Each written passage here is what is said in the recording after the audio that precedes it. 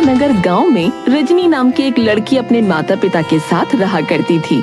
उसके पिता मोहन अपाहिज थे और इसीलिए वो कोई काम नहीं कर पाते थे और उसकी माँ पिछले एक लंबे समय से बीमार चल रही थी, जिस कारण वो बिस्तर से लग चुकी थी।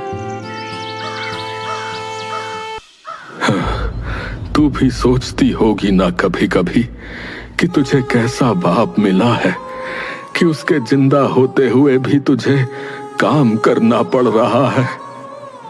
और माँ भी ऐसी जो घर का कोई काम नहीं कर सकती। अरे आप लोग कैसी बातें कर रहे हैं? अगर माँ बाप अपने बच्चों के लिए ये सब कर सकते हैं तो क्या एक बच्चा अपने माँ बाप के लिए ये सब नहीं कर सकता? आप लोग ज्यादा मत सोचिए, बस आराम करिए। भगवान तेरी जैसी औलाद सबको दे बेटा। रजनी अपने आंसू छिपाते हुए घर से निकली और अपना मिट्टी के बर्तन बनाने का काम करने लगी। वो एक कुम्हारिन थी जो कि मिट्टी के बर्तन और अन्य चीजें बनाकर बाजार में बेचती थी। हे भगवान, मैं तुझसे और कुछ नहीं मांगती, बस मेरे माँ बाप को ठीक कर दे। मुझे उनकी मदद नहीं चाहिए, पर मैं चाहती हूँ कि वो किसी के मोहताज ना रहें। तभी वहाँ उसकी पड़ोसन नीलम आ गई और बोली, अरे कैसी हो रजनी, और तुम्हारे माँ बाप कैसे हैं? बस सब ठीक है नीलम दीदी, भगवान की कृपा है। वो जिस हाल में रखे हम खुश हैं। तुम बताओ, तुम्हारा क्या हाल है? हाँ, मैं ठीक हूँ। पर अरे रजनी, अब भी तुम मिट्टी के बर्तन बना रही हो? तुम्हें पता है ना, अब जमाना बदल गया है। अब तो लोग स्टील, कांच और प्लास्टिक के बर्तन पसंद करते हैं। तुम्हारे ये बर्तन कौन खरीदेगा? मेरा सहारा तो भगवान है नीलम दीदी, उन्होंने मेरा हाथ पकड़ा हुआ है, तो मुझे कोई चिंता नहीं, सब ठीक होगा। अरे रजनी, भगवान के सहारे रहने वाले अक्सर भूखे मर जाते हैं। और वो देखो, मौसम भी कैसे करवट बदल रहा है। बारिश आई नहीं कि सब मिट्टी के बर्तन कीचड़ बन जाएंगे। सोच लो, कुछ और कर लो, वरना वो दोहा गाती फिरोगी, आछे दिन पाछे गए, हरी से किया न हेत, अब पछताए होत क्या, जब चिड़िया चुग गई खेत। मुझे अपने भगवान पर पूरा भरोसा है कि वो मुझे भूखा नहीं मरने देंगे नीलम दीदी, और जो होगा देखा जाएगा। अरे भोली लड़की, चलो अच्छा है, मैं तो कहूँगी कि कहीं फंसना मत। तुम्हारे ऊपर तुम्हारे माँ बाप की भी जिम्मेदारी है। जी मुझे पता है। तभी रजनी के बाजार जाने का समय हो गया। रजनी अपना सामान बांधती है और जाने के लिए तैयार होती है। मोहन उसे कल का बचा हुआ खाना टिफिन में रख कर देता है।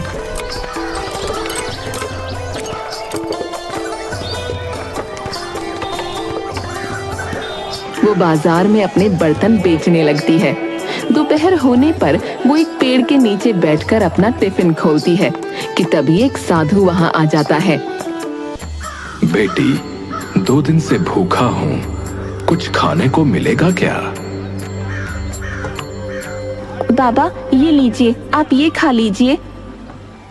अरे बेटी, ये तो तुम्हारा खाना है, तुम क्या खाओगी फिर?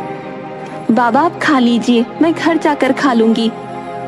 सदा खुश रहो बेटी, याद रखना, तुम्हारा नसीब तुमसे कोई नहीं छीन सकता। जी बाबा।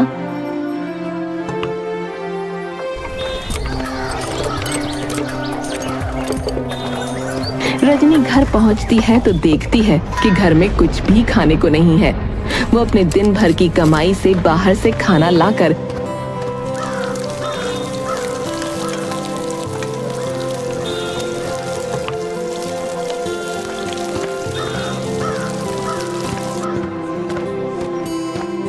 अपने माता पिता को खिलाती है और खुद भूखी रहकर अगले दिन के बर्तन बनाने में जुट जाती है। पर अगली सुबह जब उसकी आंख खुलती है तो वो देखती है कि बहुत तेज बारिश हो रही है। हे भगवान, ये क्या हो रहा है? मेरे बर्तन, मेरे बर्तन। रजनी बाहर भागती है और देखती है कि उसके सारे बर्तन बर्बाद हो चुके हैं।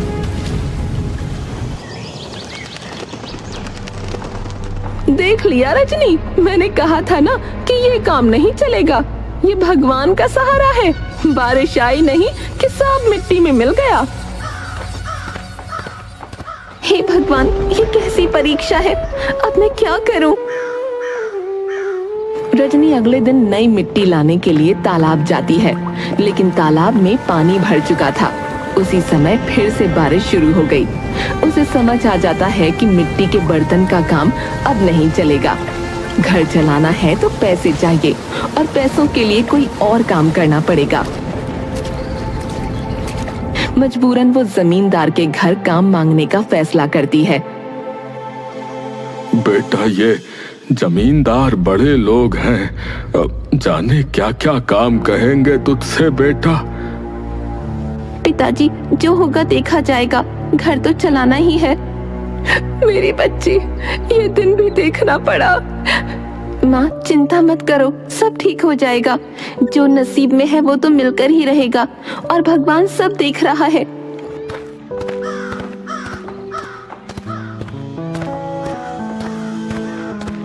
रजनी जमींदार के घर पहुंचती है और उसका दरवाजा खटखटाती है। नीलम दरवाजा खोलती है और रजनी को देखकर चौंक जाती है। अरे वाह, ये कौन आ गया हमारे महल में? रजनी, यहाँ क्या कर रही हो? बाजार बंद हो गया क्या? मुझे जमींदार जी से बात करनी है। मुझे यहाँ काम चाहिए नीलम बहन। काम? और तुम इस बड़े घर में? तुम्हारे मिट्टी के बर्तनों के काम से तो घर में मिट्टी भर जाएगी। तभी जमींदार आकर देखता है कि बाहर क्या हो रहा है। यहाँ क्या हो रहा है? कौन आया है? जमींदार साहब, मैं रजनी हूँ। मेरे घर की हालत बहुत खराब है।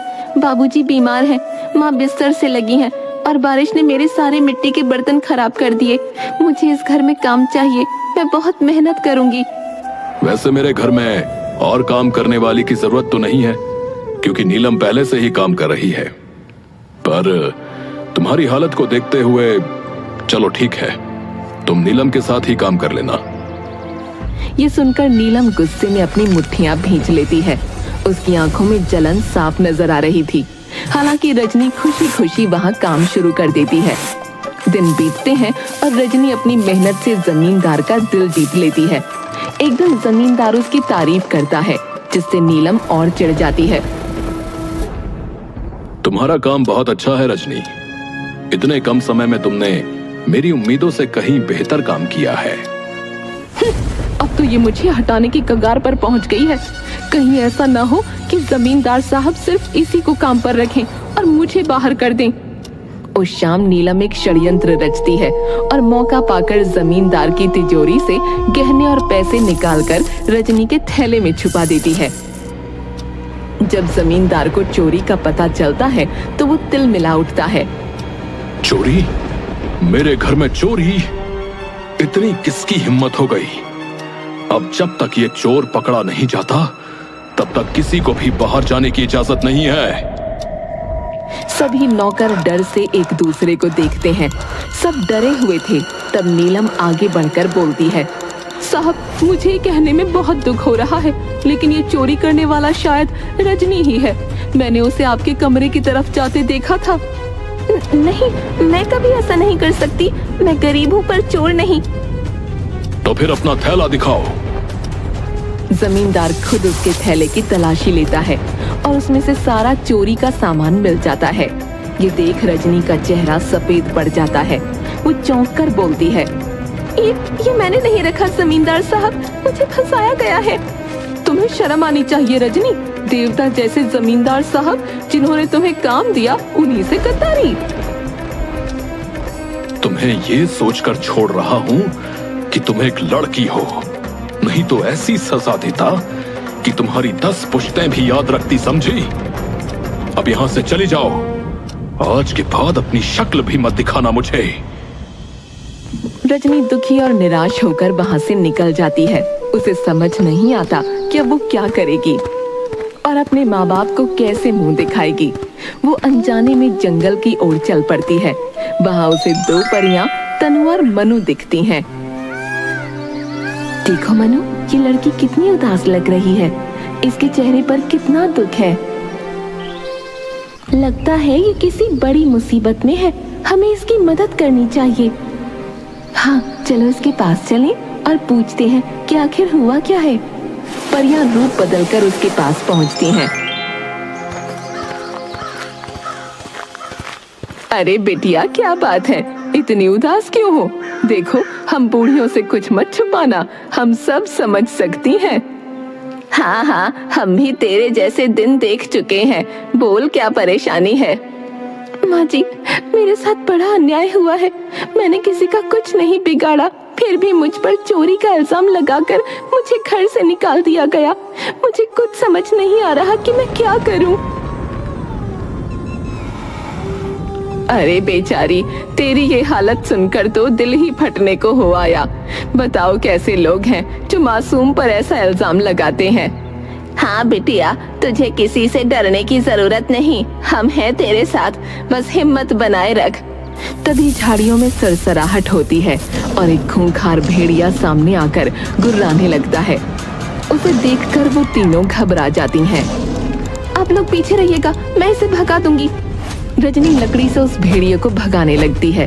भेड़िया गुर्राते हुए थोड़ा पीछे हटता है, फिर भाग जाता है। अरे वाह बिटिया, तेरी ये बहादुरी देखकर तो दिल बाग बाग हो गया। तू तो सच्ची शेरनी निकली। तनु अपनी झोली से एक चमकता हुआ पत्थर निकालकर रजनी को देती है। माँ जी, ये पत्थर क्यों दे रही हैं आप मुझे? भला इस पत्थर से क्या होगा?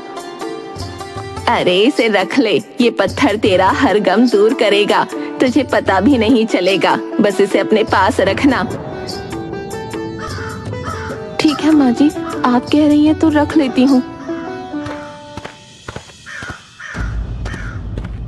माँ, पिताजी, मेरे साथ बहुत बड़ा धोखा हुआ है।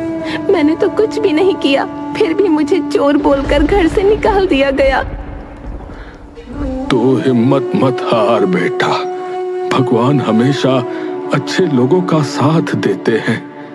तू देखना, ये दुख भी जल्दी ही खत्म हो जाएगा। बेटी, सब्र रखो, भगवान ने चाहा तो सब ठीक हो जाएगा। कोई तुम्हारा नसीब तुमसे नहीं छीन सकता। रजनी अपनी चारपाई पर लेट जाती है और हाथ में पत्थर लेकर उसे देखती है। ये पत्थर भला मेरे किस काम आएगा? इस पत्थर से मेरी जिंदगी में क्या बदलाव आ जाएगा? सोचते सोचते रजनी की आंख लग जाती है। सपने में उसे पत्थर से एक आवाज सुनाई देती है। रजनी सुन, कल जमींदार जंगल की तरफ शिकार करने जाने वाला है, पर वहां एक शेर होगा जो उसकी जान ले सकता है। जा, उसे बचा ले। रजनी चौंक कर जागती है और डर के मारे पत्थर को फेंक देती है, लेकिन जल्दी ही उसे समझ आ जाता है कि ये सपना था। मगर उसे सपना सच जैसा महसूस होता है। वो तय करती है कि वो जमींदार को चेतावनी देगी। अगले दिन रजनी अपने घर से बाहर जमींदार का इंतजार करती है। जैसे ही जमींदार आता है, रजनी उसे रोक लेती है। जमींदार साहब, आप जंगल की तरफ मत जाइए, वहाँ शेर है, आपकी जान को खतरा हो सकता है। मैं सच बोल रही हूँ, मेरा विश्वास करिए। अरे, तू यहाँ भी पहुंच गई? मेरे शिकार पर भी नजर रखनी है तुझे। एक बार विश्वासघात करके तेरा दिल नहीं भरा है, जो दोबारा चली आई? हट जा मेरे रास्ते से लड़की। साहब, मैं मजाक नहीं कर रही, वहाँ सच में शेर है, आपकी जान को वहाँ खतरा है। आप चाहे जो भी कहें, मैं आगे से नहीं हटूंगी। तभी कुछ लोग घबराकर दौड़ते हुए आते हैं। अरे बाप रे बाप, इतना बड़ा शेर! ए भैया, अरे बाप रे बाप, भागो रे भागो! ए भैया, शेर आ गया! अरे जल्दी सब लोग घर जाइए भैया, अरे जंगल में बब्बर शेर है और गांव की तरफ ही आ रहा है। अरे सबको चेतावनी दी जा रही है, जल्दी भागो! जमींदार घबरा जाता है। आप सोच क्या रही हैं जमींदार साहब? मेरा घर पास में है, आप वहाँ चलें। नहीं नहीं, मैं घर पहुंच जाऊंगा, लेकिन शेर। तभी शेर की दहाड़ सुनाई पड़ती है। जमींदार बाबू, जान रहेगी तो गिले शिकवे दूर हो जाएंगे, आप मेरी बात मानिए, चलिए। अब हाँ, ठीक है, चलो। और रजनी की बात मानकर वो उसके साथ उसके घर चला आता है। आइए जमींदार साहब, डरिए मत, मेरे घर में आराम से बैठिए, सब ठीक हो जाएगा। रजनी, मुझे एक बात समझ नहीं आ रही। पहले तुमने मेरे घर में चोरी की और अब तुम मेरी जान बचा रही हो। ये क्या खेल चल रहा है? जमींदार साहब, मैंने कभी चोरी नहीं की थी। रंगे हाथों पकड़ी गई थी तुम, फिर भी बहस कर रही हो। असल में वो चोरी नीलम ने की थी और मुझ पर इल्जाम लगा दिया। अरे तुमने क्या सोचा मैं ये बात ऐसे ही मान जाऊंगा? कौन यकीन करेगा तुम्हारी इस कहानी पर? मेरी ईमानदारी ही मेरा सबूत है जमींदार साहब। तभी रजनी के पास रखा पत्थर अचानक बोल उठता है। जमींदार साहब, आज शाम को नीलम पर नजर रखना।